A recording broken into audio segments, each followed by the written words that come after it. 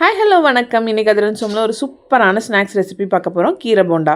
கீரையை தனியாக பசங்களுக்கு கொடுத்தா சாப்பிடவே மாட்டாங்க. இந்த மாதிரி முருங்கைக்கீரை இல்லை அரைக்கீரையை வந்து இதோடு சேர்த்து நம்ம போண்டாவாக போடலாம்.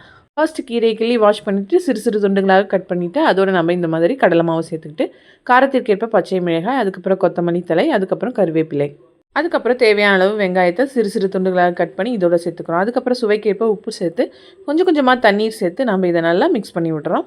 பார்த்து தண்ணீர் சேர்த்துக்கோங்க, ரொம்ப தண்ணி மாதிரி போயிட போகுது. இப்போ இதோட நம்ம கொஞ்சமாக சோடா வந்து சேர்த்துக்கிறோம்.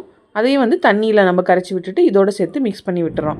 இந்த கன்சிஸ்டன்சிக்கு நம்ம கரைச்சி எடுத்துக்கலாம். அதுக்கப்புறமா சின்னதாக ஒரு பேன் அடுப்பில் வச்சு தேவையான அளவு எண்ணெய் ஊற்றிக்கிறோம். எண்ணெய் சூடு ஏறின பிறகு நம்ம கலக்கி வச்சு இந்த மாவை வந்து உருண்டைகளாக போடுறோம். பாருங்கள், அப்பப்போ வந்து நம்ம இந்த மாதிரி திருப்பி விடணும் மிதமான அனலில் வச்சு.